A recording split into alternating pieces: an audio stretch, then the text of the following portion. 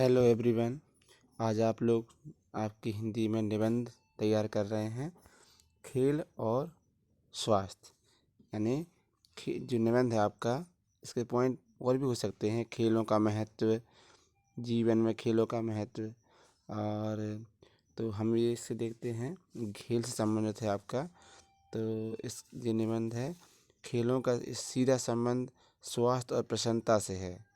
खेलों से जहाँ तन और मन स्वस्थ रहता है, वहीं खेलों का माध्यम से पारस्परिक एकजुटता तथा स्नेह में प्रगाढ़ता आती है। खेलों के द्वारा युवक प्रतिस्पर्धा, मानसिक सबलता और आत्मविश्वास के लिए तैयार होता है। इस आधार पर अपने विचार हमें यहाँ पर लिखना है।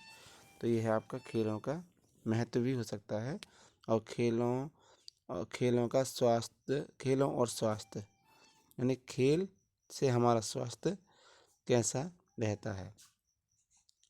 तो खेलना क्यों ज़रूरी है। संकेत बिंदु है प्रस्तावना, खेल, स्वास्थ्य और भौतिक सुख, खेल के साधन, खेल, भूख, पाचन और आरोग्य, उपसंहार। तो हम शुरू करते हैं। पहले, खेल मात्र खाली समय का सदुपयोग नहीं है, अपितु जीवन की नियमित आवश्यकता है। जिसने अपनी दिनचर्या में जिसने खेलों को स्थान दिया है, वह सदैव प्रसन्न रहता है, स्वस्थ रहता है, मजबूत रहता है, बड़ी बड़ी मुसीबतों में विचलित नहीं होता। युवक में आत्मविश्वास रहता है, नेतृत्व की क्षमता उत्पन्न होती है, इच्छा रहित, सदैव बलवती, जो इच्छा उसकी रहती है, कहते हैं इच्छा शक्ति सदैव बलवती रहती है, यानी बहुत आगे रहती है। संगठन की शक्ति का एहसास होता है। अतः खेल स्वास्थ्य का पर्याय है। यानी हमें स्वास्थ्य अच्छा रखना है तो खेल, यानी कोई भी हमें गेम खेलना चाहिए। खेल हमारे शरीर को स्वस्थ बनाते हैं। शरीर के स्वस्थ रहने पर धन प्राप्त करने का प्रयास किया जा सकता है। धन के अभाव में सामान्य से सामान्य जीवन जीता हुआ मनुष्य परिस्थितियों को सहन करता हुआ सुख की कामना बनाए रख सकता है, परंतु स्वास्थ्य के ना रहने पर सुखों का अनुभव तो दूर, बस सब कुछ सामने होते हुए भी सुख की कामना नहीं कर पाता। बुझा बुझा सा छाया में ही मुरझाया हुआ रहता है, किसी प्रकार की कल्पना भी नहीं कर सकता। अतः जिसका स्वास्थ्य अच्छा है, वही सब कुछ करने की और सब कुछ प्राप्त करने की इच्छा रख सकता है। इसलिए जीवंत पुरुष यही कहा करते हैं कि मनुष्य को स्वास्थ्य के लिए प्रति सदैव सचेत रहना चाहिए।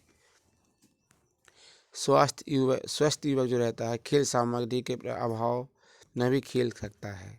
यह आवश्यक नहीं है कि खेल के लिए विशेष साधन जुटाए जाएं।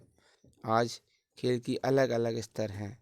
उच्च स्तरीय लोग खेल के लिए स्तर ढूंढते हैं। लोग अपने स्तर को बनाए रखने के लिए बच्चों को घर में कैद रखना चाहते हैं। उनके खेल के साधन घर में ही जुटा दिए जाते हैं, जिससे सामूहिक खेलों से बालक वंचित रह जाते हैं। आज बच्चा कंप्यूटर पर अकेला खेल खेल रहा है। जन्म में घर में अन्य ऐसे साधन जुटा दिए गए हैं जिससे बाहर खेलने के लिए जाने की आवश्यकता ही न पड़े। ऐसे खेलों से मानसिक खेल तो हो जाते हैं, किंतु शारीरिक खेल नहीं हो पाते।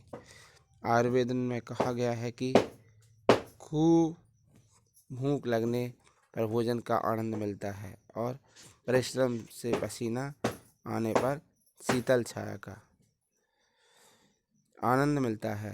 थकान के बाद शीतल छाया में तथा खूब भूख लगने पर सामान्य भोजन में जो आनंद की अनुभूति होती है, ऐसे आनंद की अनुभूति रोगग्रस्त शरीर को विविध प्रकार के व्यंजनों में नहीं होती।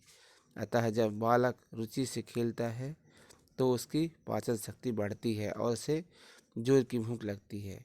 खेल के बाद तेज भूख और तब भोजन का आनंद बिना किसी चूर्ण या प्रयोग किए भोजन का पचना और शरीर का बलिष्ठ होना स्वचालित यंत्र की तरह सभी प्रक्रियाएं अपने आप ही पूर्ण होती जाती हैं। ऐसे बच्चों युवकों के लिए कभी चिकित्सकों की आवश्यकता नहीं पड़ती। शरीर स्वयं ही निरोग रहता है। इस प्रकार खेल एक और लाभ अनेक हैं। यदि हम चाहते हैं कि राष्ट्र उन्नत हो, शक्ति संपन्न हो, तो इसके लिए राष्ट्र के युवकों को स्वस्थ और निरोग होना होगा। यह तभी संभव है जब मनुष्य व्यस्तता में समय निकालकर व्यायाम और खेलों के लिए नियमित समय दे।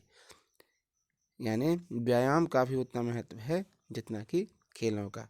तो यदि हम व्यायाम करते हैं तो भी हमारा जो है स्वास्थ्य ठीक रहेगा। खेल हमारे जीवन के अंग हों। हम स्वयं खेलते हुए, स्वस्थ रहते हुए दूसरों को भी खेलने के लिए प्रेरित करें और व्यायाम करें।